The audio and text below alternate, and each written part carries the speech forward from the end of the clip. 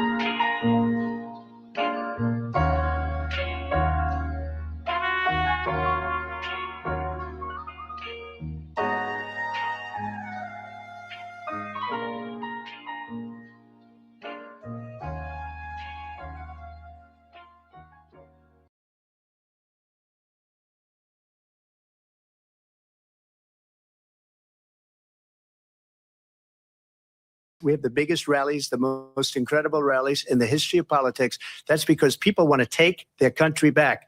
Our country is being lost. We're a failing nation. And it happened 3.5 years ago. And what's going on here, you're going to end up in World War III, just to go into another subject. what they have done to our country by allowing these millions and millions of people to come into our country, and look at what's happening to the towns all over the United States. And a lot of towns don't want to talk. It's not going to be Aurora or Springfield. A lot of towns don't want to talk about it because they're so embarrassed by it. In Springfield, they're eating the dogs, the people that came in. They're eating the cats. They're eating the pets of the people that live there. And this is what's happening in our country. And it's a shame. As far as rallies are concerned, as far as the reason they go is they like what I say. They want to bring our country back. They want to make America great again. It's a very simple phrase, make America great again. She's destroying this country. And if she becomes president, this country doesn't have a chance of success. Not only success, we'll end up being Venezuela on steroids. I just want to clarify here. You bring up Springfield, Ohio, and ABC News did reach out to the city manager there. He told us there have been no credible reports of specific claims of pets being harmed, injured, or abused by individuals within the immigrant community. In Springfield, they're eating the dogs. They're eating the cats. Eat the cat. Eat the cat. They're eating the dogs. They're eating the cats. Eat the cat. Eat the cat. They're eating the cats. They're eating the dogs. Eat the cat. Eat the cat. Eat the cat. Eat the cat. Seeing red, so don't push me. Ain't Donald Trump trying to grab him by the... Said it was some Haitians, somewhere out in Springfield. Women doing cartwheels. Have you seen Garfield? Eat the cat. Have you seen Snowball? This about to snowball. I'm about to go off. I can't let this go on. Miss me like an airball. Tell me where my cat is, cough it up like a hairball. Eat the cat. I gotta tell them if they even put the fingernail on Santa's little helper to turn them to hamburger. Help with somebody better help them, cause I'm going to jail for showing them fellas helter skelter. Eating the dog. Usually I'm content, but if you touch my dog, then I'm turning into John Wick. I'm lit. Bird better drop it. If you touch my pet, then I'm pulling up like CrossFit. They're eating the dogs. They're eating the cats. Eat the cat. Eat the cat. They're eating the cats. They're eating the dogs. Eat the cat. Eat the cat. Eat the cat. Eat the cat. It's a shame, it's a pity. Gone overseas where they said Hello Kitty. But it ain't there, it's right here in your city. When I turn my back, now the cat goes missing in the where my peoples is at. Does anybody know where he flipped with that? Cause I heard they putting claws on felines, I'm mad. And my cat disappeared just like Felix the cat. And the cat got paid back. Thought she was a goner, but the cat came back. If you ain't a pussy cat, say drop that cat. Drop that cat. Drop that cat. The cat. Got paid back. Thought she was a goner, but the cat came back. If you ain't a pussy cat, say drop that cat. Drop that cat. Drop that cat. They're eating the dogs. They're eating the cats. Eat the cat. Eat the cat. Hey guys, it's Mayor Mamdani. I just want to let y'all know we're not deporting any Haitians from New York. I don't care what the Supreme Court says. We need you to eat the dogs and cats and pigeons and shit like that. You know, to keep a healthy ecosystem in the city. Just like we need the Chinese to kill the rats for Chinese takeout. We all know that ain't Kung Pao chicken, Mr. Chow. Anyway, we're sending y'all back to Ohio for a little bit. Please try not to eat all the dogs and cats like you did last time. And we'll see you back here when things cool down, okay? Gracias. This week, the Supreme Court ruling the Trump administration can end the temporary protected status program for over 1 million people, now clearing the way for the Department of Homeland Security to carry out its immigration crackdown. MS Now's Alex Tabbitt has the very latest from Springfield, Ohio. It is home, of course, to a large Haitian community. So, Alex, what are you hearing from those directly affected by this ruling? What's in store for them?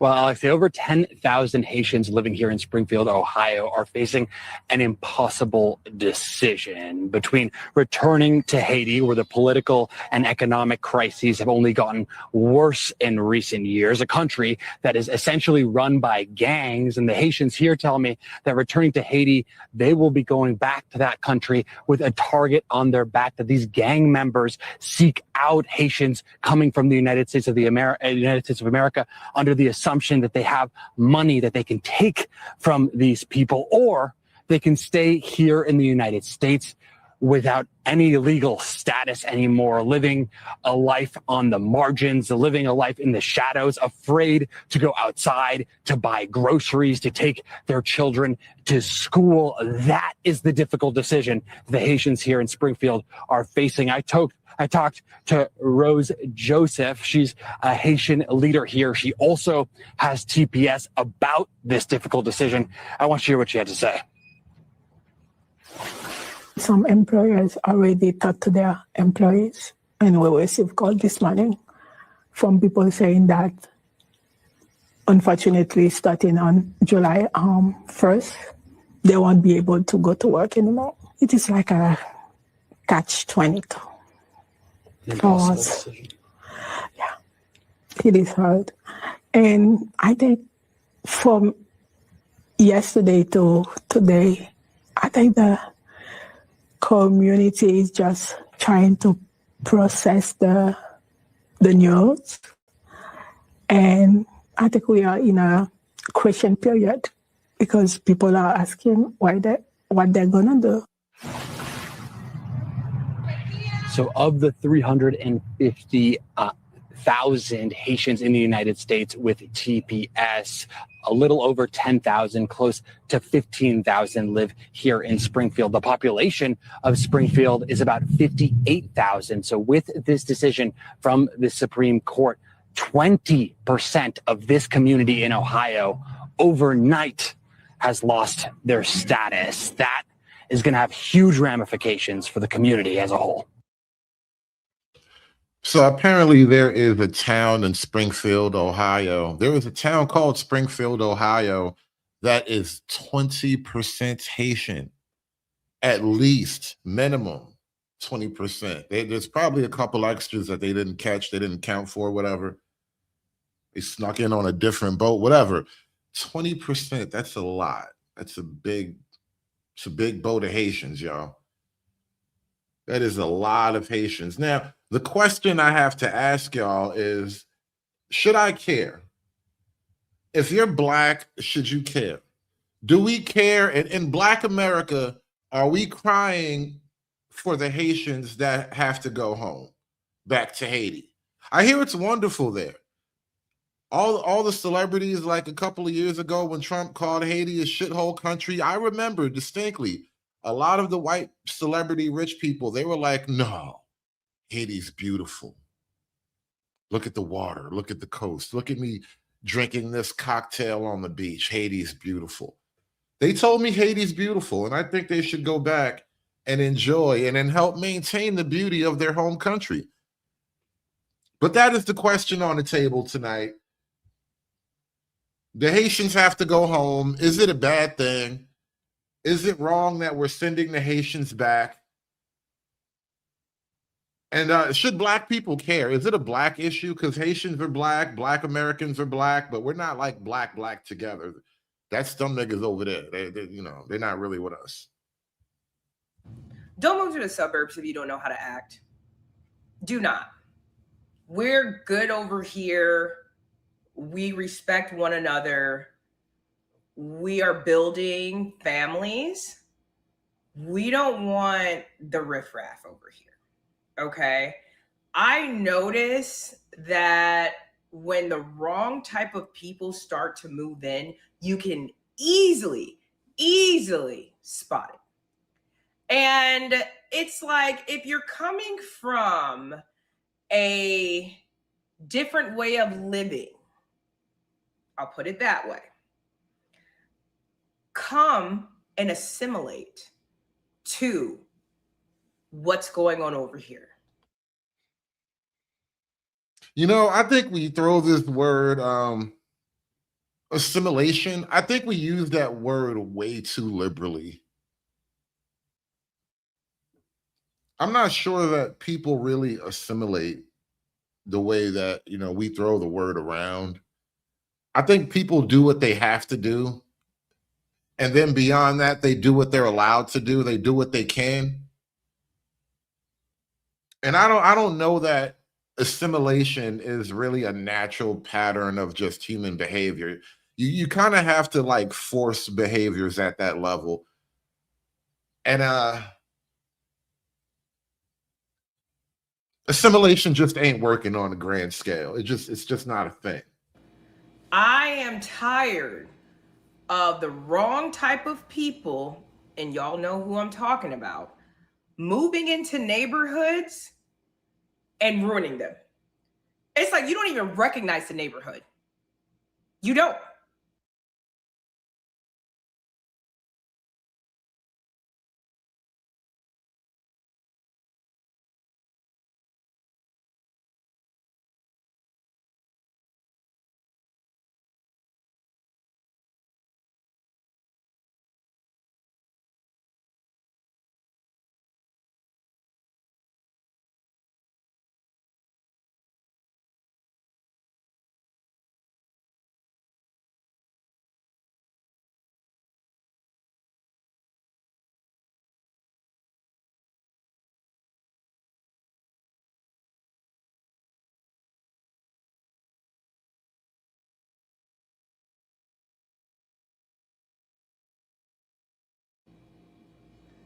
You're coming and you're blasting your music at all times of night. You're not keeping up with your property.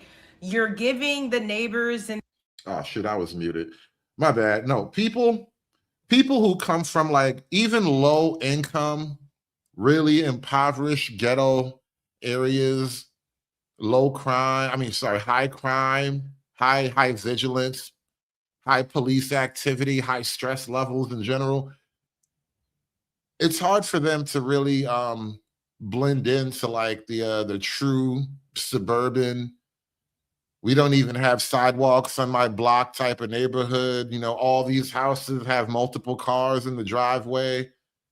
The lawns are manicured, children's play sets in the back. Like a lot of people who come from certain type of just lower income environments, they don't always feel comfortable out, away from it all. They might even feel a level of like internal conflict with it all, right? And that is just the difference of culture on a class level, right? At the heart of it all, we're all Americans. We all speak the same language. We all have like the same social, cultural touchstones, barbecues and ball games. We all remember Michael Jordan. We all know who Babe Ruth is, like shit like that. But that's an economic cultural difference that it makes it hard for people to quote unquote assimilate. Our poor can't even assimilate into our middle class and upper middle class suburban neighborhoods all that well, right? And those are still our people technically, right? Those are still our American brothers and sisters in that regard. the HOA problems, and then when someone corrects you and checks you about it, everything's race and everything is, oh, I'm being discriminated against. They just don't want me here. Yeah, I don't either. I don't. I like my nice suburban neighborhood where I don't have to worry about if I leave my garage up too long that my belongings are going to be stolen. You know what? I too love that about suburbia. And I'm with Miss Cantrell. I love suburbia as well. It's really nice out in the suburbs. You got to try it. At some point in your life, you just got to give it a shot. I mean, for the kids, the kids deserve it. I remember when I was little in New York City, they used to have like these programs, these commercials on TV for this summer youth program called the Fresh Air Fund, where the whole point of the Fresh Air Fund was getting these like ghetto kids from, Brooklyn, the Bronx and Harlem and all that, getting them out of the city onto like, I don't know, a farm in upstate New York. Remember how people used to say, well, we had to put your dog down, but really they said they put him on a farm upstate. Like that's where the kids would go for the Fresh Air Fund, that upstate farm where dogs go to live forever. And black kids from the ghetto would go up there and like swing on a tire swing or some shit like that. And the idea was to give them a taste of suburban living and maybe, get them acculturated at a younger age with a different way of living. Maybe they might want to aspire to that as they get older. So when you come over here, learn how to act, get some decorum, have some manners, respect other people.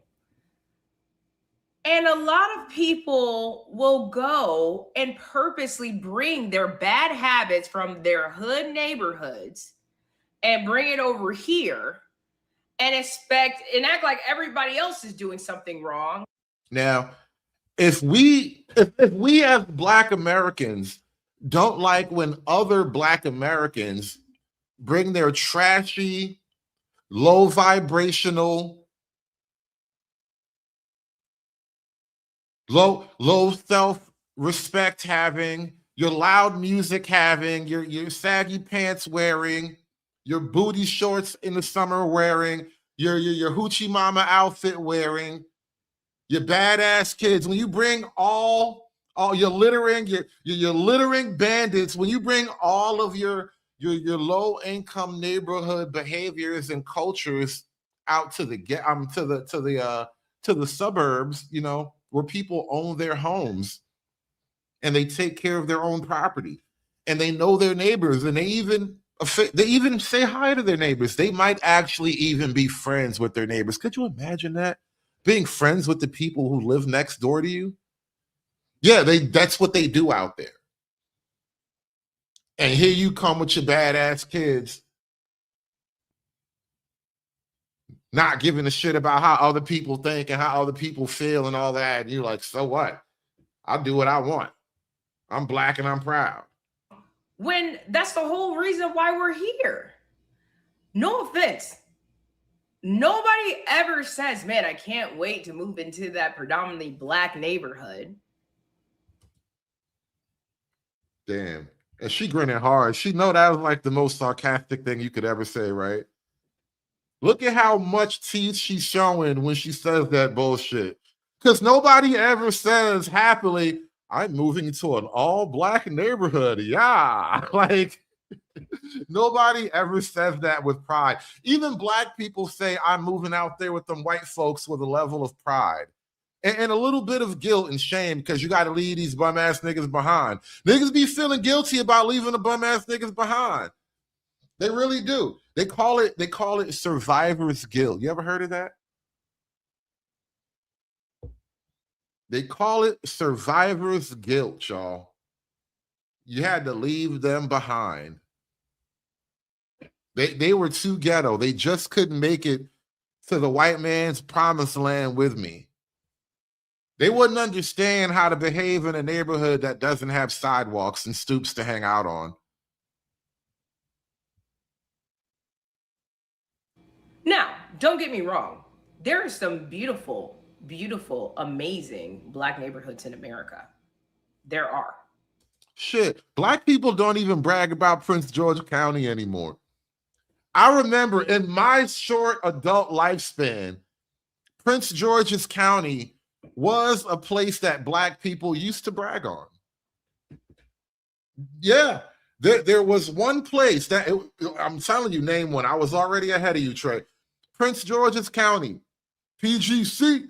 Niggas used to brag on Prince George's County, if you don't know.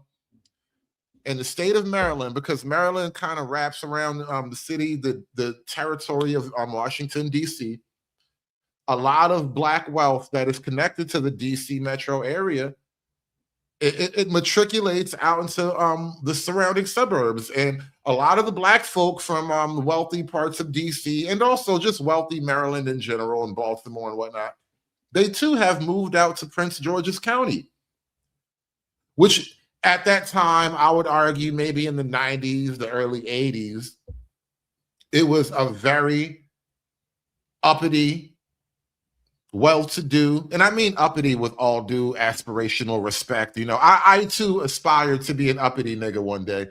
But I'm just saying though, Prince George's County was one of those places once upon a time where the better educated, better behaved, better dressed, more accultured Black people would live and congregate, and they wanted to raise their kids there. But what wound up happening is, and I think this might be just an inescapable phenomenon, because there's very little separation between the Black upper class, that 1%, or the talented 10th, as they said it, as W.E.B. Du Bois pointed out, the talented 10th and the lower, the rest of the Black American middle class and lower, there's really not that much room between them. And culturally, there isn't much pressure to like separate behaviorally. And their cousins started to move in. And their cousins' baby daddies and boyfriends started to move in. The baby mamas started to move in. And then, I don't know, does anybody in Prince George's County take Section 8 yet? Like, that is how the dominoes start to fall. And then suddenly, as I am now fully grown, Prince George's County is no longer a place that Black people brag on. It's not like, you know, the Inkwell anymore. Remember that movie with Lawrence Tate back in the day called The Inkwell? And it was about like this kind of, it was like maybe in the 70s, early 80s. It was like a little Black beach town somewhere. It was basically the town that, you know, Polo, Ralph Lauren does like Hampton type ads about, you know, these really cool, chic Black people. It was that type of town with rich Black folk who were just, you know, living along the water. Very, very middle class, white American type of living. Oh, PGC is full of Section 8. Well, there you go. But it's not the Inkwell anymore. It's not that little pocket of, you know, we can have the same exact American dream that white America has anymore. You know, because once upon a time, that was really the idea, right? And it's not that, you know, white people have some magical lock on what it means to be happy in America, but it was things that were denied to Black people, right? The idea that you couldn't live, just simply living, right? The idea that you couldn't live in this manner, that you and your people could never aspire, let alone make it to and manage at this level, right? And so there were Black people who actually did make it to and manage at these levels. And we had these little pockets of dare I say, Black excellence, right? But no more. But let's just be real. That's not the majority. It's not. Very sad. I want that to change. That's why I have a nonprofit to help these things change. But if you're moving to a better place, it's time to leave old habits. Get in line, get in order.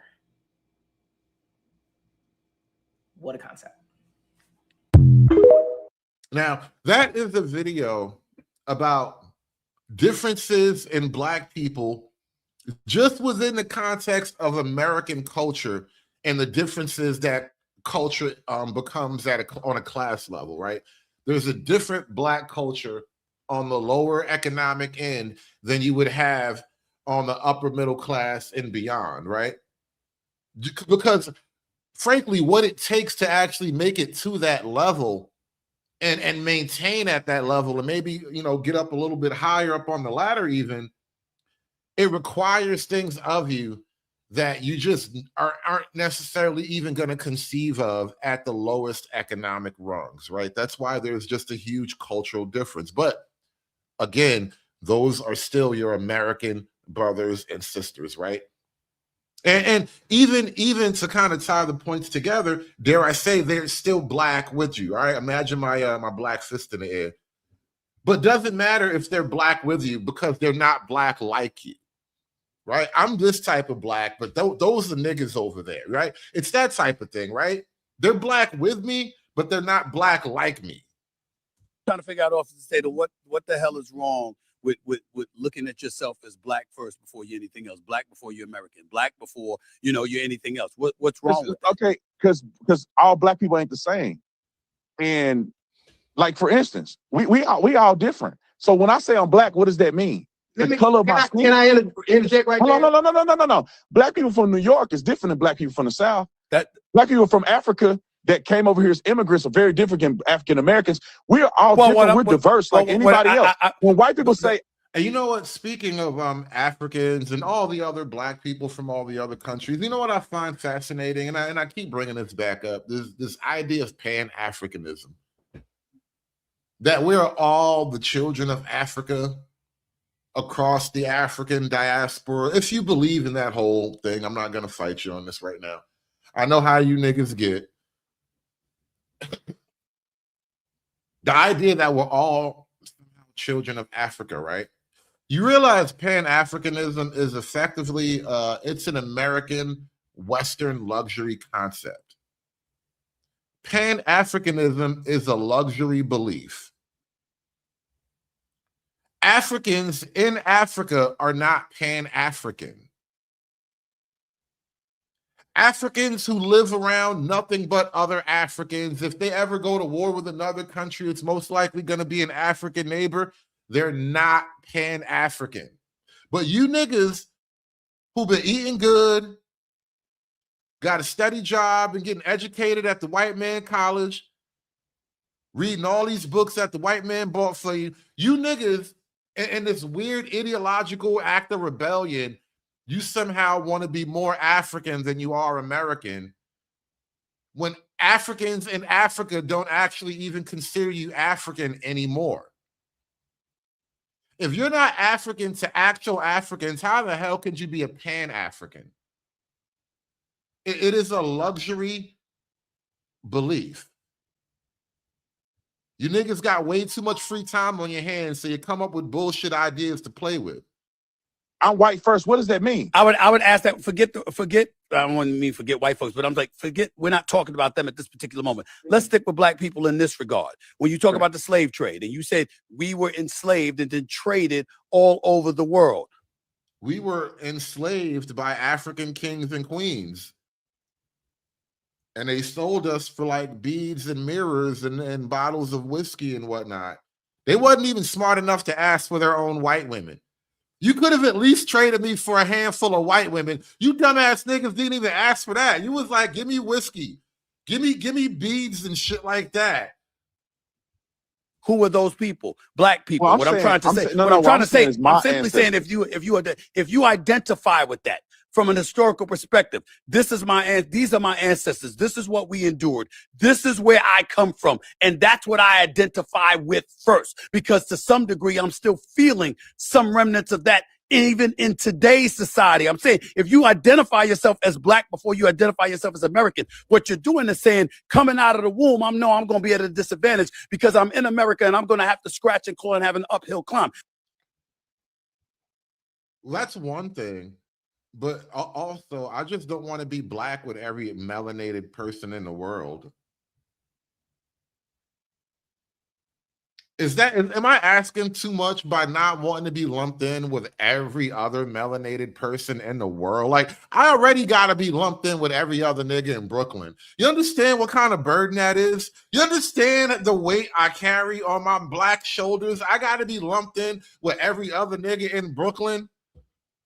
Like, that's what happened when you used to get locked up and you go to jail and Rikers or some shit like that. You get locked up, you get sent to Brooklyn House, right? You got to be lumped in with every other nigga in Brooklyn, right? But now I got to be lumped in with every other melanated person around the world, right? We're all somehow family. It's a big ass goddamn house, y'all. Now, that doesn't mean you give up. That doesn't mean you use it as a crutch. It doesn't mean that you sit up there and use that as a reason to be lackadaisical and have a defeatist attitude and don't work your way and maneuver your way through that terrain in order to get to that point. But it does mean you at least acknowledging that, there are historical, insidious acts that are associated with this particular nation that I live in. And as a result, why do I have to share in the atrocities that happened in Africa, like after they sold me, like theoretically, right? Imagine, after the Africans sold my African ancestor, right? After they got rid of my great grandpappy Cleophas or whatever. Well, his name would have been like Kunta or some shit like that, right? After they got rid of my great grandfather and they sold him over here to the white man, and now my grandfather over here just hoping that he survive and make it or whatever. Why should I care what happened to the Africans in Africa during that time? Like, I have my own genetic struggles to worry about. You feel me? Like, why should I worry about the trauma and the struggles that them niggas had to deal with after they sold my people over here, right? Somehow we all black together. How come we only all black together in America, though? Think about it. In this nice, civilized Western country full of white people that you niggas trying to get rid of, somehow you can come over here and we all, you know, fist in the air. I'm a nigga like you. That we black together, you know, black power and all that. But when you go to these countries where, you know, it's Africa's, or even in the Caribbean, you're not one of them. You're a Mzungu. You're a foreigner. You're basically a white man with dark skin. I recognize the fact that I'm going to have to march forward, and it's going to be a uphill climb for me to get to where I'm going. If somebody identifies that with blackness, you can do that. But Stephen A., that's not always true that every black person have to suffer an uphill climb. That's not true.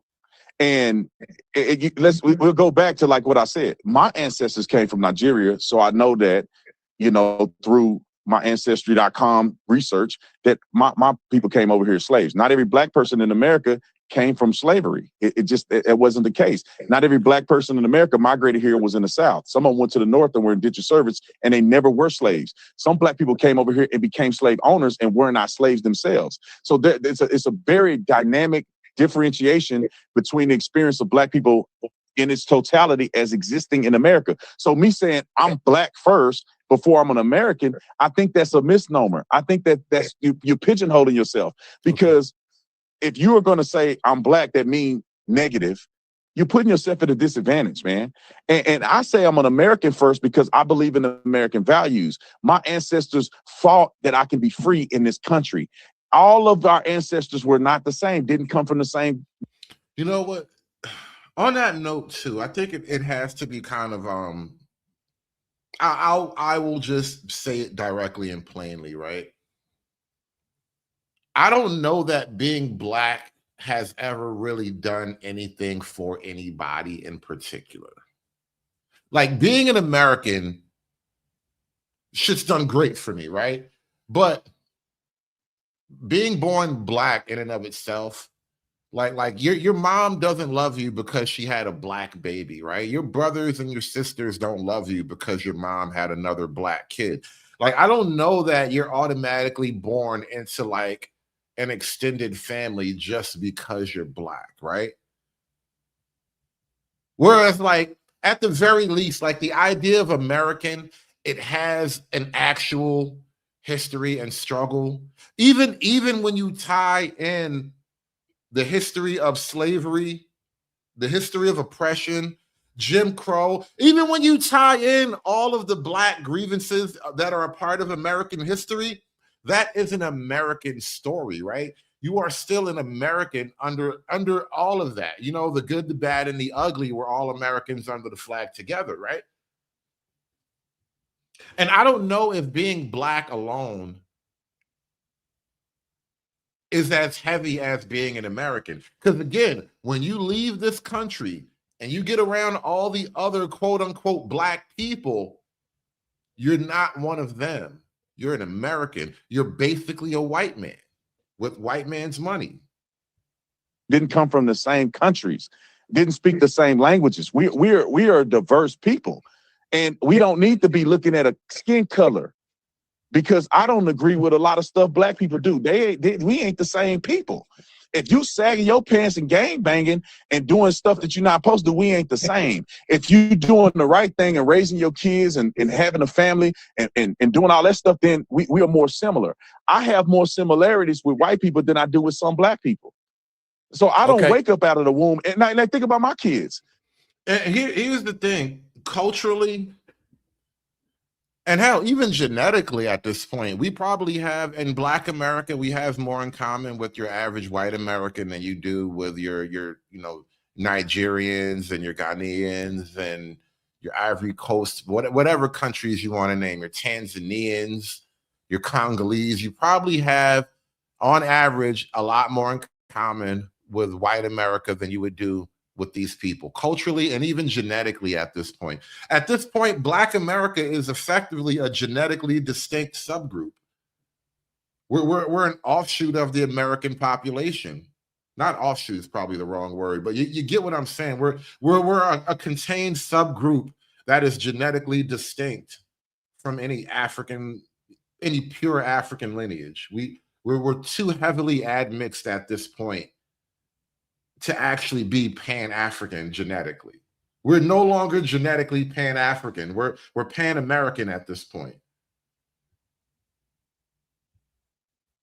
And this idea that we're all somehow like effectively black together, even in the context of America, where there's all these regional differences and cultural differences because of class and income, they tie us together politically with the idea of blackness. Racial redistricting. On the campaign, you literally are taking Memphis, which is a city that with black voters, and you split it in three, stretching 3,000 miles. Who's the current Democrat congressman there? What is it? A black congressman? Just because black people are allowed to like people that don't look like them. Exactly, and that is the point I wanted you to make, because just because you're not going to have a black congressman, why is it that a Republican can't do just as well representing black voters as a Democrat? Because why they does aren't your race, electing. Why does your race determine your politics? It doesn't. No. You're making my point, actually. The assumption is black people. No. The assumption is black people will only elect black people. No, black people are smart enough to elect. The assumption. No, let me finish. Black people. Let me finish. Black people will elect people who will actually represent them, who have their best interests in heart. And what Republicans have done in Tennessee is dismantle the power for black people to have their voice. They did the same thing in Texas, because they said they thought Latinos were going to swing for Republicans. There are black people that are represented. I'm black and I got a Republican president right now. Black people don't elect black people based on race. They elect people that are aligned with their beliefs in justice. And Republicans just took that away from them in Tennessee and in other states. I just disagree that the only kind of a politician. She just spoke about black people as if black people have like a self-contained, unique moral system.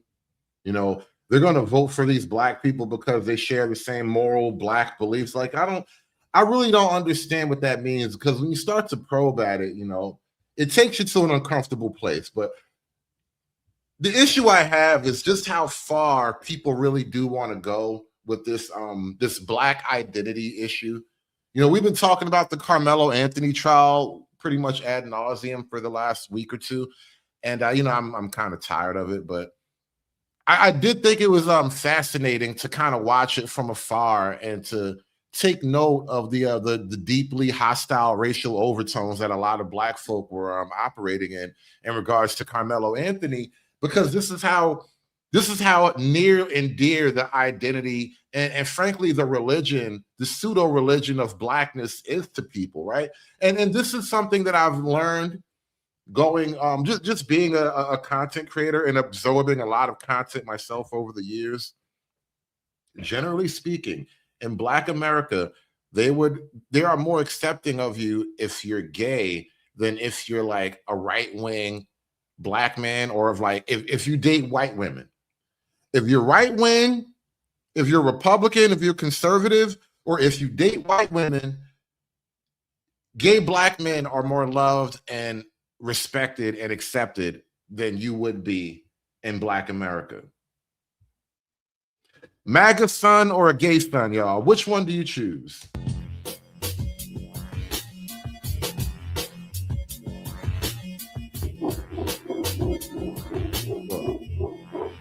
The nigga turned iridescent gay. Not just regular gay, but like a gay beam of light gay, right? He's a rainbow-colored beam of light. This nigga turned into a prism. Because at least if I have a gay son, I know he can still be a good person. This is a relatively commonly held feeling in the community. Get what they come to church doing? Being gay! Which brings me back to the Haitian community. Are we really supposed to care? And look, this has been going on for over a dozen years. Go home. Get out. We know our country's better than yours. That's because we filled it with our work ethic and our culture and our values. You being here only dilutes it for us, those who built it and live it. And half of you people, more than half of you, won't assimilate. We don't want you. We don't care if you're offended. Get out. Again, I think we use the word assimilation with far too much hope. We are far too hopeful that people will just come to America and be American. It really is like a magic dirt theory. Are you guys familiar with the magic dirt theory? It's a liberal belief that basically goes like this. You know, you become the dirt you're standing on, right? So if you're standing on American dirt, you become American. I know it's retarded, right? But that's basically what assimilation asks you to believe. With our work ethic and our culture and our values, you being here only dilutes it for us, those who built it and live it. And half of you people, more than half, you won't assimilate. We don't want you. We don't care if you're offended. Get out. Go home. Go back to fucking Haiti. Sorry. You guys are pissing off the suburban middle-class white women, okay? Jesus Christ, this is how bad it's getting. The white women are starting to get upset, y'all. I'm thinking about our friends in Ohio who've been dealing with these TPS Haitians for years now, who are drunk driving all over their towns and killing people. This is the whole cats and dogs thing. Like, they don't want to live like Americans live. And this was supposed to be it was supposed to be temporary help. And it's turned into another backdoor way of allowing someone permanent residency here. And they take advantage of all of our public services and our. And ultimately, that's what it boils down to. They are taking advantage. They take your kindness for weakness. It is a matter of just human behavior. When people spot weakness, they exploit it. And we are presenting ourselves as weak and effectively victims waiting to happen. And so, of course, these people from these hard countries where they have gang warfare and all types of horrible crimes and they eat God knows what, of course, they come to America and they just do whatever the hell they want because we give them free money and we pay them and all that. But thank you to President Trump for actually putting his foot down. You know, of course, it took, an angry white man to do it. I don't know why none of the black politicians believe in that kind of shit. You want me on that wall. You need me on that wall. I had to get a good workout in before I deliver these yard signs. I'm going to deliver some yard signs today. So if you ordered one on my website, I will be coming to your house. Just have a bottle of water for me. I was just thinking, man, this whole TPS thing, talking to my good friend Disco Rick. I love him to death. And we were just talking about them coming in to our district, and they're going to come in and try to sweep up all the Haitians who are here on temporary status. They're going to go into Belglades, Bohokie, try to sweep up all the Haitians who work the field, who are here on temporary status. Now, mind you, those are good people. And that's why I'm trying to be the congressman to be able to protect their status in this district and in this country. But here's the plan, because they always have a plan, like me and Rick were just talking about. They always have a plan. So what's their plan? If they go in Belglades, Pahokee, sweep up all the Haitians over there, there are African Americans still there. Who are they going to ask to go to the field? Who are they going to ask to go to the field? We know that in the service industry here in Florida, in South Florida particularly, who's cooking the food? Haitian Americans. I call them Haitian Americans because they're Americans. Who's doing the work? Who's in the service industry? Who's doing the beds? Who's cleaning the households on the $1 million islands? Haitian Americans. So when they sweep these folks up, send them back to a country that they know nothing about, who are they going to ask to do those jobs? Black people. So when they pull out the 2020 plan and Kamala Harris told you about it, and the kids in college were saying, yeah, y'all black people going back to the fields. Y'all going back to cleaning our houses. Y'all going back to being our nanny. Y'all going back to making our beds. Seems like that's the plan. Seems like that's the plan. You mean good paying jobs that people normally do anyway? Hotel work, farm work, housekeeping. So when black people have those jobs are like slavery basically, right? But when Haitians have those jobs, all of a sudden they're hardworking members and proud, respected people who contribute to the economy. So people always ask me, so why are you running for Congress? I'm running for Congress to protect African Americans, Haitian Americans, Bahamians, Jamaicans, Caribbean. When you say African Americans and Haitian Americans, right? Do you mean the Haitians that just got over here? Because I understand that there is an actual, like, you know, a descendant population of black folk who are Haitians and they've been here for a while. Like, I'm not necessarily saying we deport every single one who speaks French.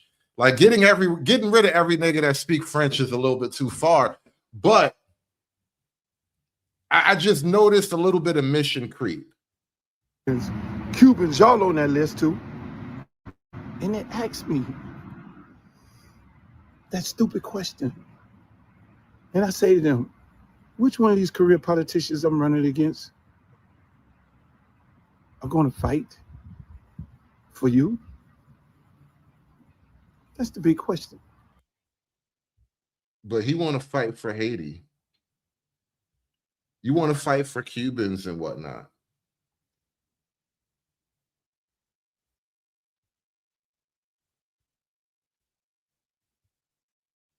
You better identify with your black. And why? What you mean why? Everybody else identify with your black. I know, but that make it right because everyone else doing it. Listen, red birds identify with red birds. Bluebirds identify with bluebirds.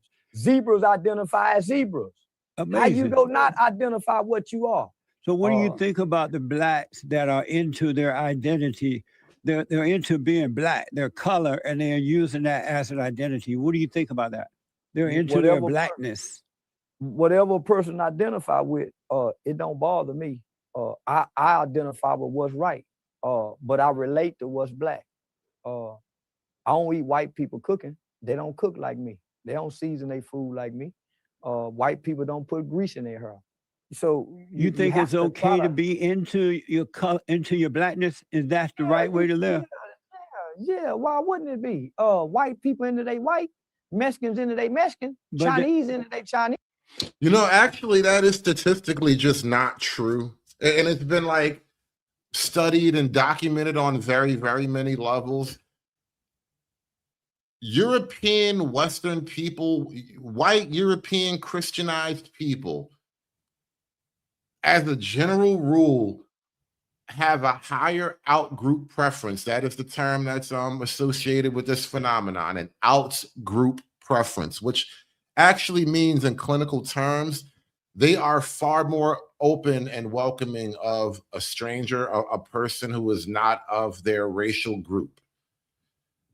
Now, when it comes to, like I was talking about the Asians a couple of streams back and how Asians are notoriously open with their racism, right? And they're not even gonna be totally like impolite to you on every turn, but they don't hide their racial ideas and their own inherent race sense of racial superiority, right? You know, black people in America are slowly waking up to the phenomenon of Mexican racism, right? The idea that these people come from Mexico and they speak Spanish and they hate black people just like white people allegedly do. More, in fact, even, right? I bet you on a prison level, there is probably way more violence between blacks and Mexicans than there is blacks and whites. And I don't even have anything to base that on. I'm just kind of, from what I know of this big ball of wax that we call America, That's just probably a far more common encounter because the blacks and the Mexicans rub shoulders in the general world a lot more than they would with black and white, or maybe even Mexican and white, right? Because it's economics, it's just urban housing and planning and whatnot. But as a general rule, and this is what a lot of what a lot of Black Americans struggle with, basically, this idea that technically of all the other race, let's assume that, they say the whole world is anti-Black, right? Have you guys heard that? Put a 1 in the chat if you've heard that. If you heard Black people saying that the whole world hates Black people. Put a 1 in the chat. And shout out to everybody listening to the show. Please like, share, and subscribe. I didn't even say that when I started the stream up, but remember to do all the things: like, share, and subscribe. And if you want to support the show, please click the link in the chat to the Buy Me a Coffee website, buymeacoffee.com, or donate to the show at on Venmo at The Hoodservative. But please like, share, and subscribe, and support the show while you're here. Give me the money. Give me the money for all that I would do. Give me the money. So a lot of the pro-Blacks are of the mindset that the whole world hates Black people, right? That's what they believe.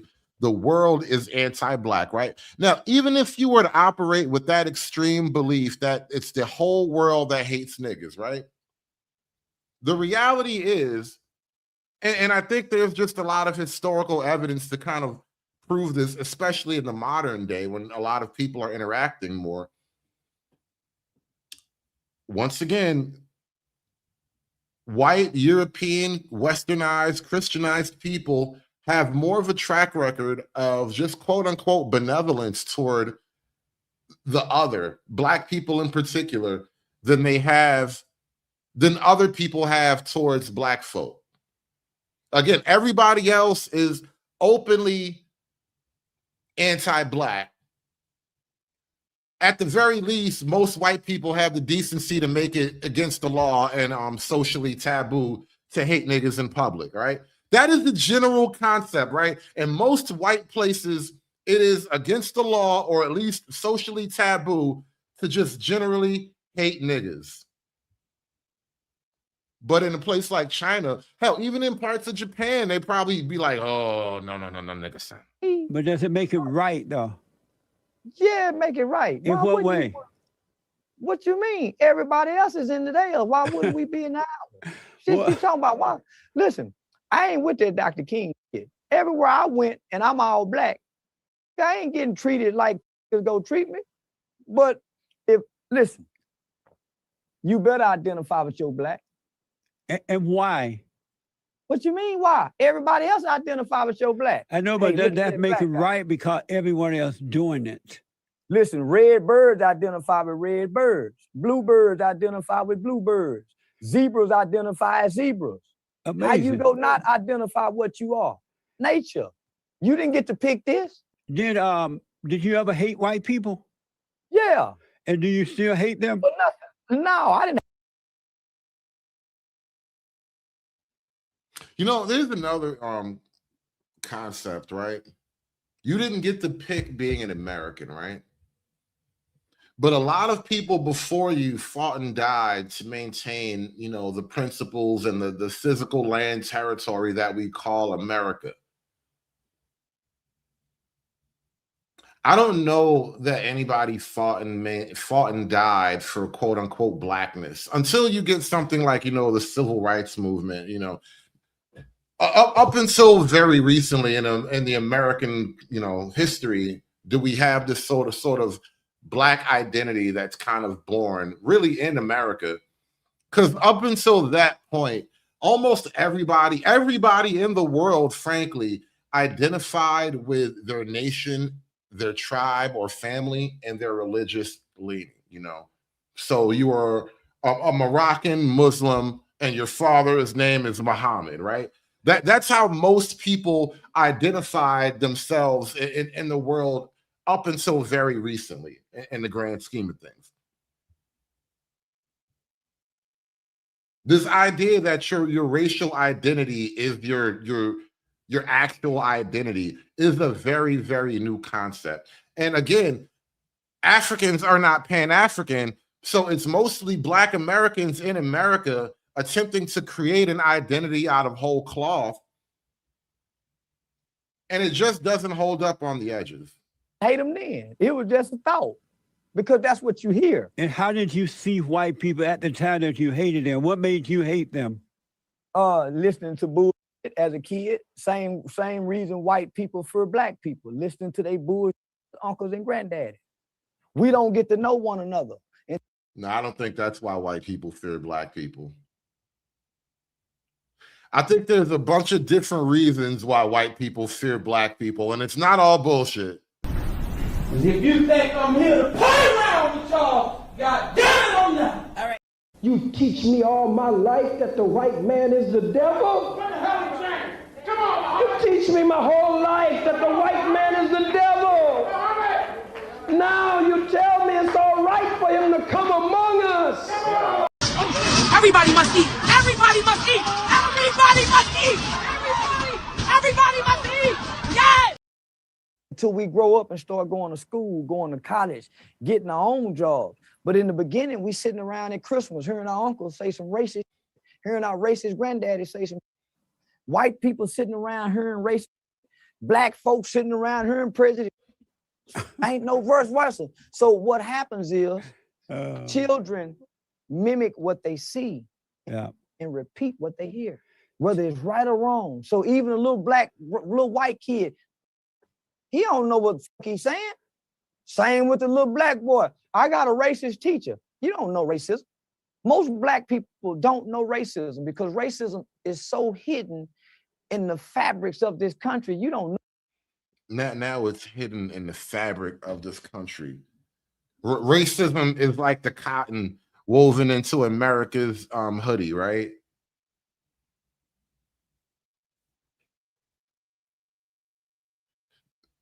This country has probably been the best place to be Black that has ever existed. All right, you would rather be Black in America right now than be a regular nigga in Mansa Musa's kingdom. All right, you would rather be just an average Black American in 2026 than you'd rather be an average nigga walking around Mansa Musa's hood.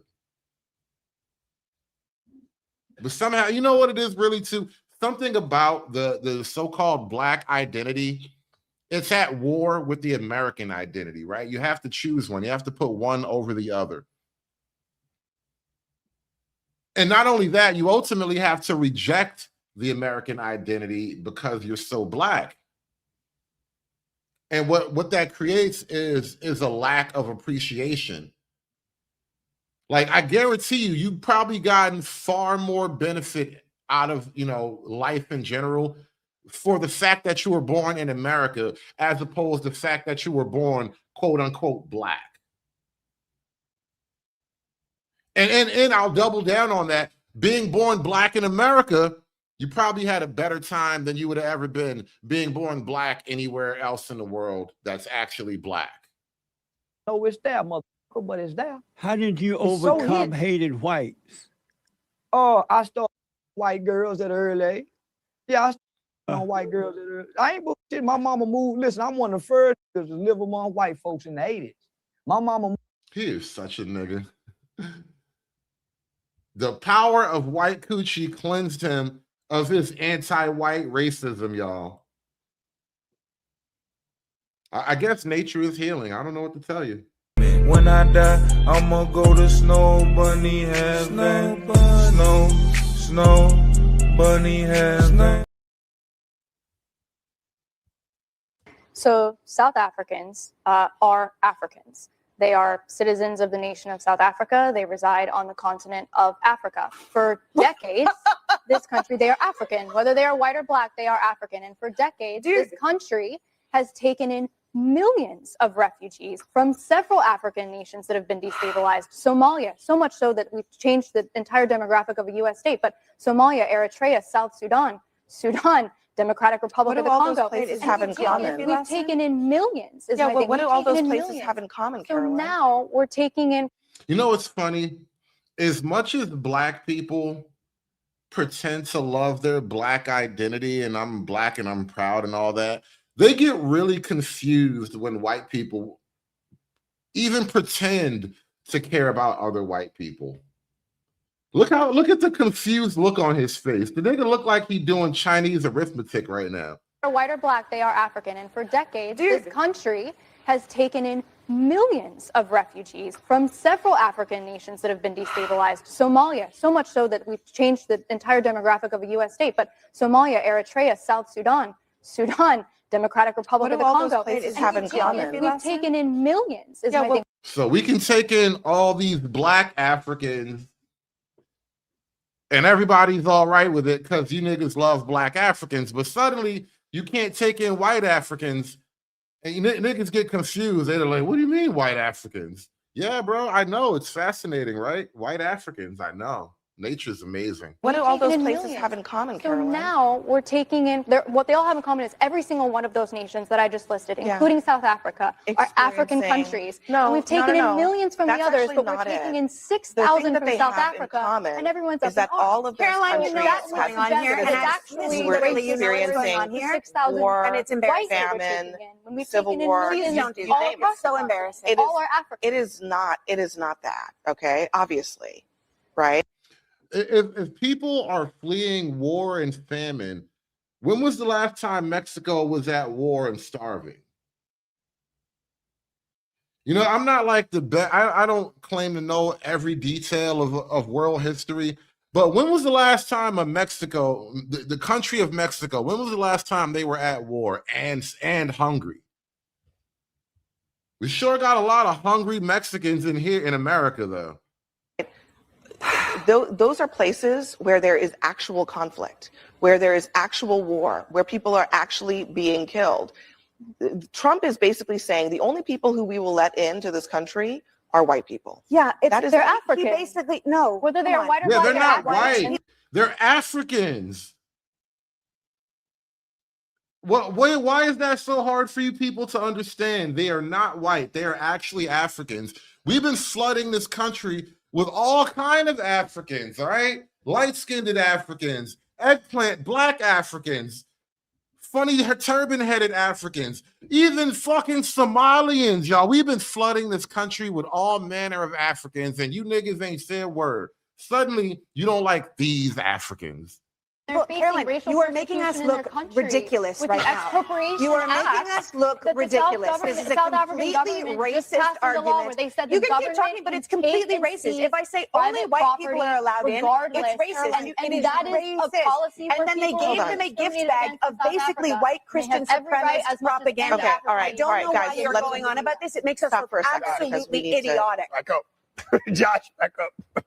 This is like I don't even know where to start with this. Is this how you actually feel? Like, are you giving your real opinions right now? I feel like this is not how you actually feel about this. The United States has had an extremely generous refugee policy in regards to several African nations. Now that South Africa is one of them, there's a problem. Oh. Suddenly you niggas not paying African no more? Suddenly you niggas don't like Africans. When I don't like Africans, everybody looks at me like I did something wrong. You know, everybody look at me like I farted at the funeral. But all of a sudden, you niggas don't like Africans, and it's totally fine. It's not even a big deal. When was the problem when we were taking in millions from every other destabilized African and it's embarrassing. This is very deliberately obtuse, I would say. I'm going to kind of skip over some of this and say... Can somebody explain the expropriation act in South Africa and what's going on? We don't want to do that, Caroline. The first thing about that is that what you're saying, that expropriation act, no property has been expropriated. You know that, right? No, that's not true. It is true. You read the executive order. But hold on.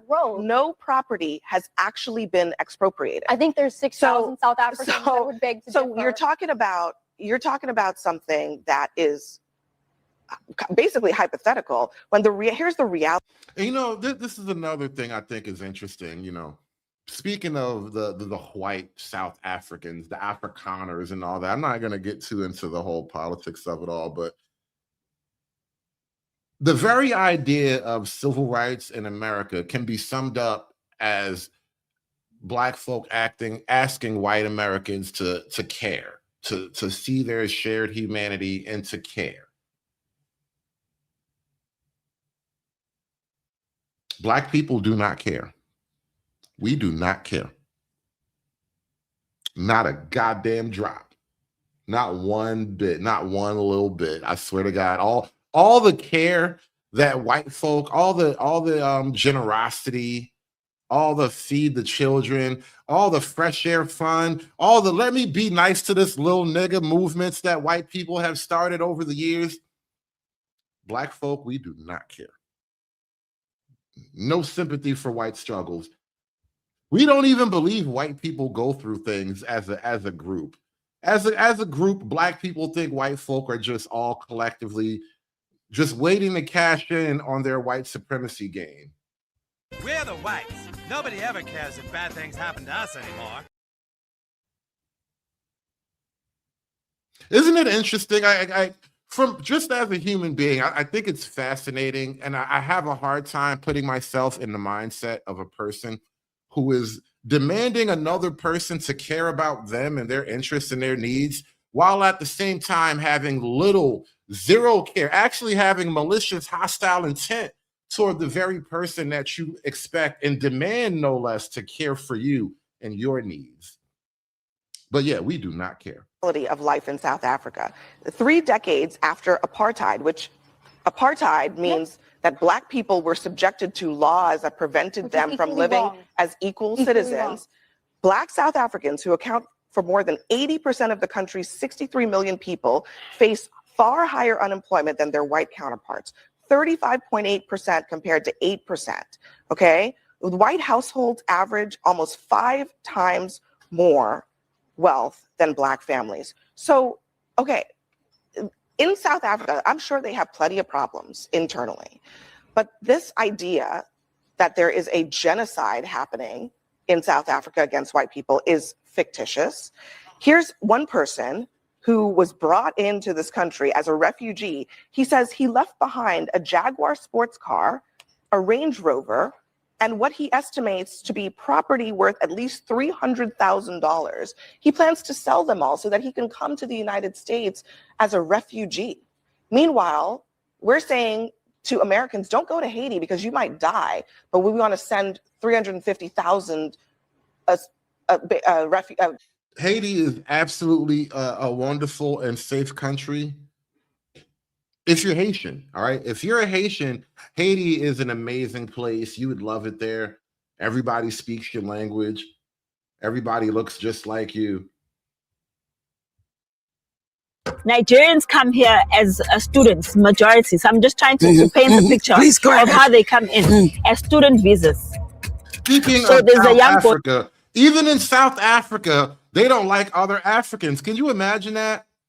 Didn't I tell you Pan-Africans aren't even Pan-African? Nigerians come here as students, majority. So I'm just trying to paint a picture of how they come in as student visas. So there's a young boy who passed away. I don't know how he passed away not too long ago. So Nigerians are trying to get money for him to go home. Or that boy who tragically passed away as an Uber driver. So he came in the country. Well, he was killed. He didn't pass away. No, he was killed. He was killed. No, it was a crime issue. It was a crime. Yes. Let's no, I'm just saying he was killed. No, that was crime. Because no, it was crime. It was by a crime somebody issue. in the car, a driver, a passenger that he killed. Absolutely. And that was very tragic. Nobody advocates for that. But when they found out his documents, he came as a student. He never went to study a day in his life. And when he was now trying to work, he was working using someone else's identity. Do you understand what I'm saying? So I'm trying to paint a picture of how people come into the country. So there's I think they said about 4,000 student visas had been issued. And all of these people are not students. So even in South Africa, the Africans don't like the other Africans. Apparently, they don't all just get along and sing Kumbaya under the tree. And just for shits and giggles and for no other reason, I'm going to drop this clip on you guys too. You know, we talked about the Haitians in Haiti eating mud cakes. I forgot the word for it. Mr. O kept saying the word earlier and I didn't understand what he meant right away. But yeah, they eat mud cakes, right? I will see you a whole bag of mud cake and raise you one mosquito patty. Yeah, they eat mosquito patties, y'all.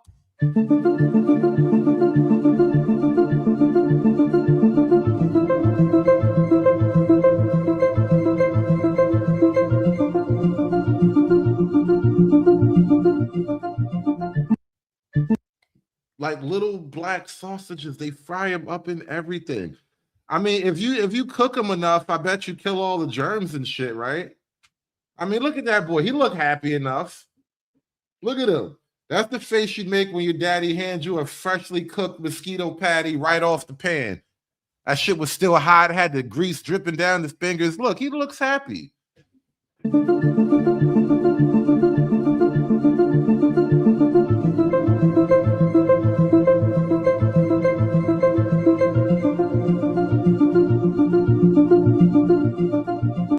Mosquito patties, y'all. They not like us. They not like us. Trust. They not like us. They not like us. This devastating decision isn't just devastating for those who are on TPS from Syria and Haiti, but for all people on temporary protective status. And the important thing for people to realize is this won't just shock and devastate people on TPS, but families. And not just families, but whole communities. And not just whole communities, but our entire country. Because those here on TPS are part of our nation. These are our neighbors.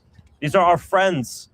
These are our kids' friends. These are the people who sit next to your kids in the classroom. These are our caregivers. 1/5 of caregivers in this country for seniors are Haitians. This is going to send shock waves that all Americans will feel, and everybody should care, because TPS itself, the concept of it, temporary protective status, that the persecution you're fleeing, that the horrible conditions you're fleeing from your country, we have told you, you can be with us while we work together on that. It's supposed to be an American concept, that we're a safe haven for people in the world. But Donald Trump not only wants to denigrate that, but he talks about American exceptionalism. I would say TPS is one of the things that makes America exceptional. And this horrible Supreme Court decision is in line with what Donald Trump wants to do. He is trying to rid our country of Black and brown people. And he's trying to make more people undocumented, ripping away their status. I got to tell you, since this decision came through, I've been on the phone with people in my community. And one of the top concerns from parents and families is they keep asking me, what about my kids? What about guardianship? I'm worried that tomorrow I'm going to get picked up. I'm worried maybe I'm just going to leave myself, but what do I do with my kids? When decisions like this are handed down, and when administrations like this do what they're doing at TPS, it shows that they don't see our neighbors as human. You know, this whole Haitian TPS deal, and I've known this for a while now, but I just want to reiterate this to the audience. We got a lot of people watching here. Thank you for coming out tonight. Like the video, guys. The problem with being Black first is that ultimately you're America last. All of your Black politicians are actually working on behalf of anybody but Black America. And the entire reason why we have a thing called the Congressional Black Caucus is because we wanted Black people to be represented in the American government. And now these people are all working on behalf of people who are not born here. They're trying to dehumanize them and otherize them and make a second class of citizenship, a second class of people in this country. But we're not going to stand for it. Not only are we going to fight to make sure this passes through the Senate, but we're going to mobilize with people in the streets across this country, clergy, caretakers, workers, organizers, to say we want TPS protected, because the United States Congress, the House of Representatives, more than half of us came together and voted yes on Representative Ayanna Pressley's legislation. We have spoken, the people have spoken. We hope the Senate will do its job, and we will continue to fight. And to our Haitian brothers, sisters, and siblings, please know you're not alone. We're with you. That's right. We love you. We know this is a scary time. We're not going to act like it's not scary. But please know that there are people in DC fighting with and for you, not in front of you, not behind you, but along. They're fighting for Haitians, but not Americans. Donald Trump stated, "We don't want them, not one." Those were his 2018 statements when he referred to Haiti as a shithole country. Today, the Supreme Court issued a ruling ending TPS for Haitians and Syrians. You know, as I watch pretty much every single black elected official, or every Democrat, every black Democrat, every goddamn one of you people, they all are campaigning for foreigners effectively. The idea of being black first has now been weaponized against you, so they can now be black on behalf of people who are not born here. And the only thing that I can really think of to kind of spite these people, I will vote for white people until the day I die. I will vote for everything that you consider racism. I want redneck Billy Bob and them. I want his racist white wife. I'm voting for racist rednecks and Karens until I die. Basically saying that Haiti or until you niggas get the message, whatever comes first. Haiti and Syria are safe to return to. You and I know that's not the case. Haitians and Syrians contribute so much to our country and our state. They are key to the healthcare industry here in Florida remaining functional. They are key to many of our seniors receiving the care that they need. They deserve permanent citizenship today. They're already paying taxes and contributing to our country. The TPS bill granting citizenship is stuck in the Senate because senators like Ashley Moody are not taking action to protect our constituents. I'm voting for all the Ashleys, all the Bethanies, all the Melanies. I'm voting for them. Hell, at this point, I might as well even vote for a Mexican too. Might as well get in on the ground before it gets too late. Got to start making contacts with the new power base because these niggas clearly ain't looking out for me. The Florida senators who represent the people should urgently step up and vote yes on Senate Bill 4814 that would extend TPS for Haitians and Syrians. I'm the senator of the people and I would vote yes. Yeah, I am urging every Floridian today. When did we as black people, never mind white folk, I know white people, y'all been all over the world. You got your own history with these people. Whatever. Who knows why white people care about Syria? But black folk, black America, why do you give a shit about Syria? Explain that to me on a black level. Like, can we just sit down and chop it up about Syria for a little bit? Like, why do you niggas give a shit about what happens to them Arabs, y'all? Help me out here. To call Ashley Moody and Rick Scott and tell them to vote yes. I think it's also important to note that Ashley Moody was not elected. She was appointed by Ronald Dion DeSantis, someone who does not care about people who are often marginalized. I am the senator of the people. I will fight to ensure that Haitians and Syrians continue to have a permanent place to stay here. What about the people who live here now, though?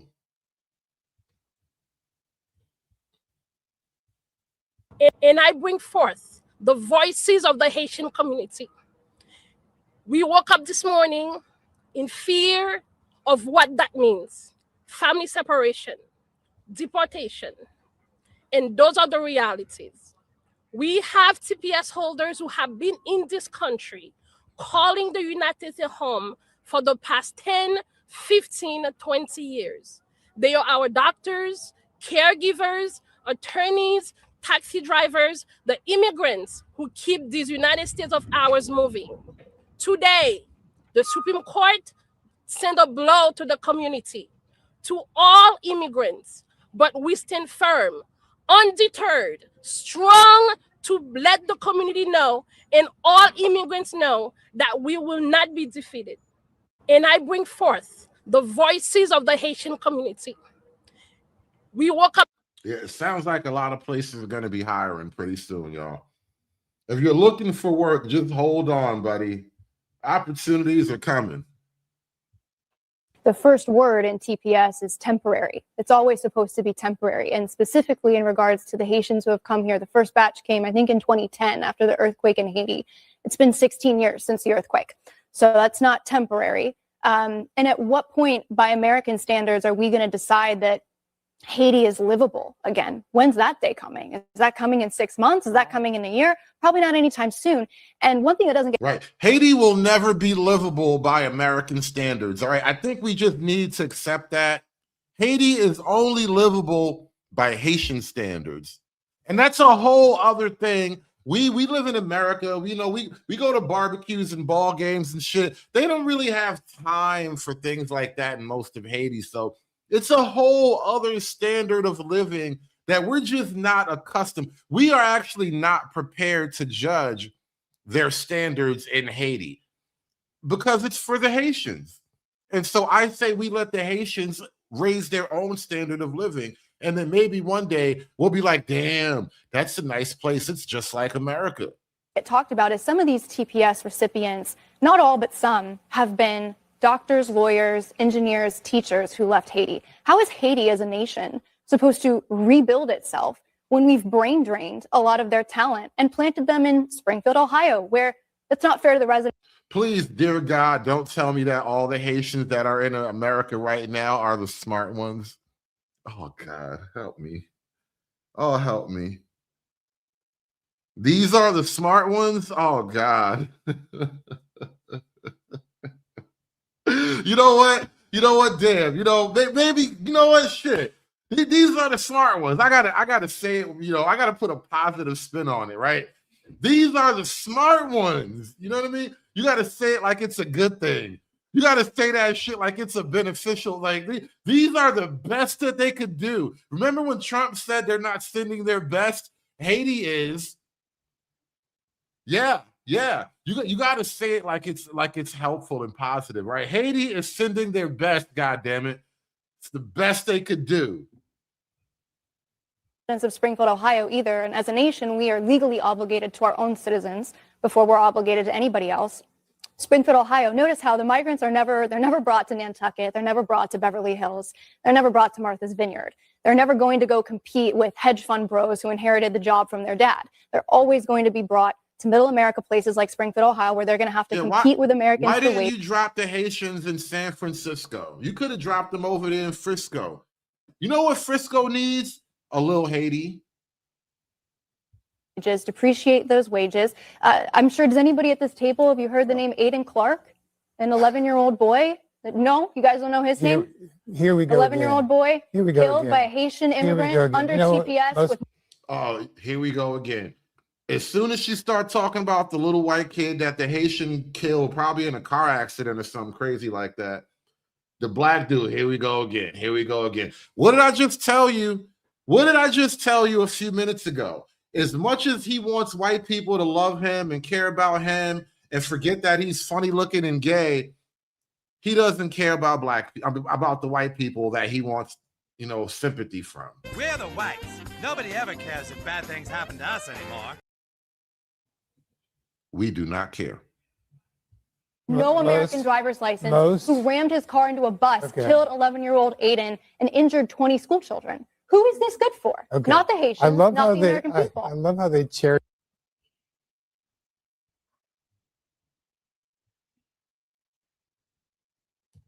It breaks my heart. It's very. I have lots of my close family members that are TPS holders, and they're depending on this because they have kids to feed, and they've been in the U.S. for a long time. So this is literally their home. They don't know how they're going to provide for their families. Whoa, stop. I know this place. I used to get off this train all the time. Newkirk, Nostrand and Newkirk. Holy shit. Damn. That's where my baby mama used to live. No. My baby mama neighborhood is Little Haiti now. Get the fuck out of here. Holy shit. That shit was not Little Haiti 10 years ago, last time I had to get off that train. God damn, it was longer than it's been more than 10 years since I even had to take that train. Because neither one of us be over there no more. She don't live around there, neither do I. But damn, Nostrand and Newkirk, like, yo, I know this neighborhood. Oh shit. I used to be on that train, the 2 train, the 5 train. That shit is Little Haiti now. Get the fuck out of here. Wow. That can't be Little Haiti now. No, bro. Damn, son. That shit was all pure D Jamaicans before. It was Jamaicans and it was Crips. A lot of them was like Jamaican too. That's who you run into when you get off the train over there. You run into Jamaicans and you run into Crips because that whole neighborhood was like cripped out low key. It was Jamaican criminals and gangbangers wearing blue t-shirts and shit. And now they're Haitians. Now it's sac passe. All you know what? You know what's crazy? I think that's because I never actually went to Juve.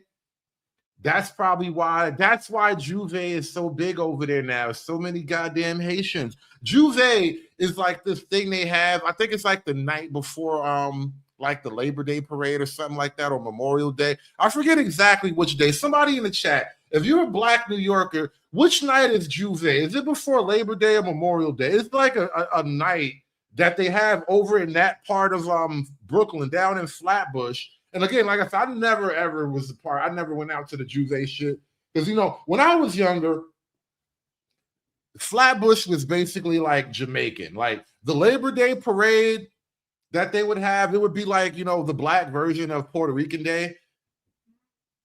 That's where all of like Flatbush would come out. And a lot of them, almost the majority of them were Jamaicans once upon a time. Now, apparently it's like the whole Caribbean is there, except for the Spanish part. All of the Black Caribbean is out there. And the little Haitians have kind of built up a little enclave there. It's the night before Labor Day. Thank you. Yeah, that's why they have Juve out there, because it's basically Little Haiti now. Get out. I didn't realize that shit. Little Haiti. Damn. They're home. They don't know how they're going to provide for their families because people work jobs. They have work permits that depends on TPS.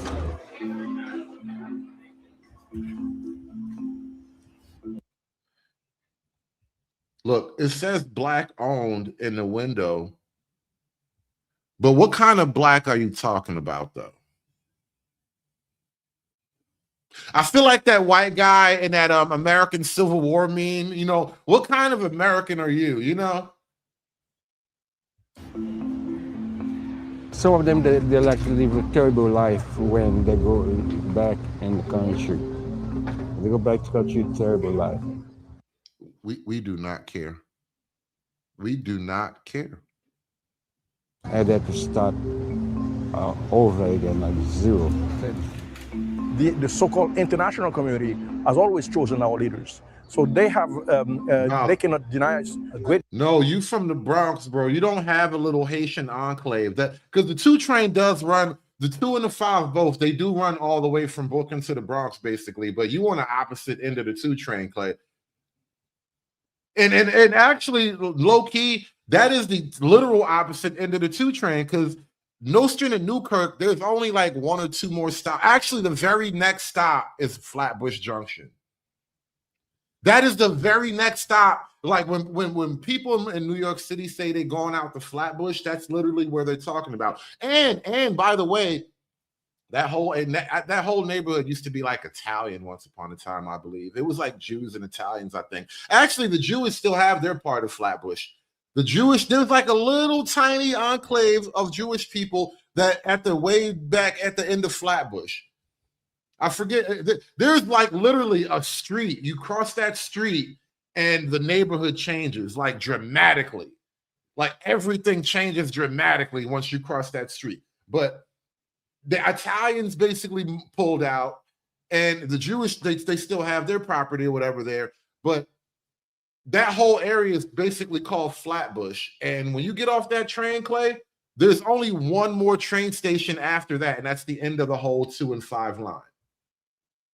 degree of responsibility into this catastrophe that Haiti has been. So returning Haitians to Haiti is returning to a life of certain calamity, abuses or death. Yeah, again, brother, we do not care. My question to the Supreme Court: what exactly am I going to say to those 100,000 children who are born here and whose parents are on CPS and can be at any time deported? What should be my answer? And my work is. Hey, you know what, TC? I hear that is actually a thing too. I haven't really been covering it all that much, but I actually have been hearing about that a little bit too. A lot of property deed things happening. You know, a lot of deeds getting snatched right out from under people. It's a lot going on there. That you have a child. If you don't have a child, you have a nephew, you have a cousin, and you know how deeply connected parents are to their children. And for you to sit on this highest Supreme Court desk and make such a terrible, horrible decisions, to me, this is not acceptable. And I think this is the time for all of us. I can't understand you. You're too angry. You're too Haitian. I can't understand. I don't know what this woman is talking about. When we're talking about TPS for Haiti, many people have had it since the earthquake in 2010.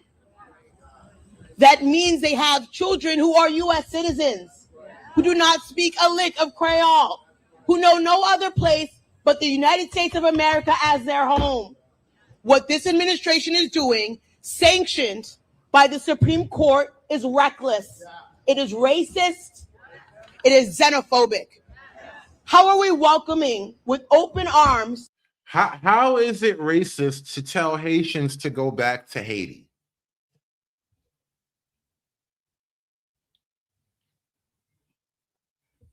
I could see if you told Haitians to go fuck off back to like Jamaica or something. All right, maybe that's a little bit racist, right? If you told the Haitians they had to all go to Congo, didn't Trump actually make that a part of the immigration rule where we're gonna just start deporting people to like Congo and shit like that? I could have sworn that was a thing. Didn't we send that one Kilmar guy to like Sierra Leone or some wild shit? I don't know. I forgot about what happened to that guy. But how is it racist to send the Haitians back to Haiti? White South Afrikaners, but closing our doors to anyone who is Black, brown, or Muslim. Make it make sense. It does not.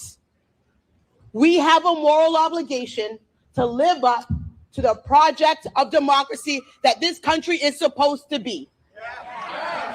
We are celebrating 250 years of this country. And unless you are indigenous to this land, Native American, or brought here via chattel slavery, everyone else has an immigrant story. Everyone else has an immigrant story.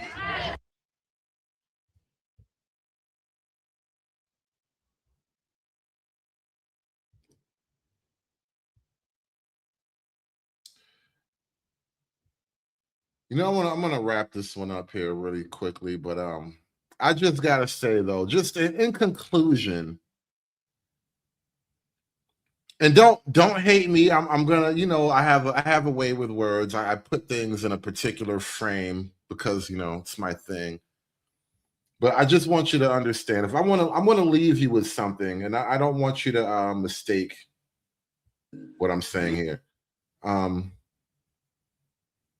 And also for shits and giggles, I just want to put this one up on the screen as we're talking, because the Haitians ate all their white people, and now they're here to eat ours.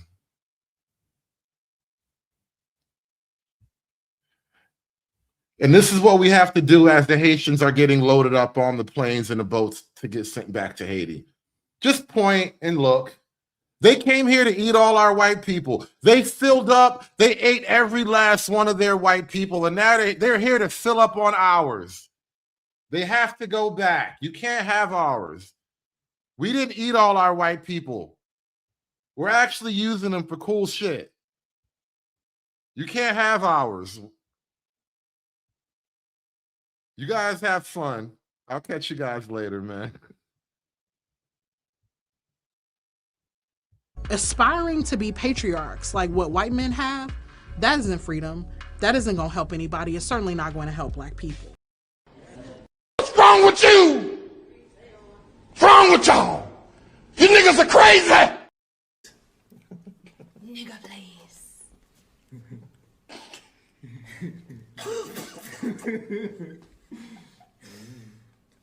Serious.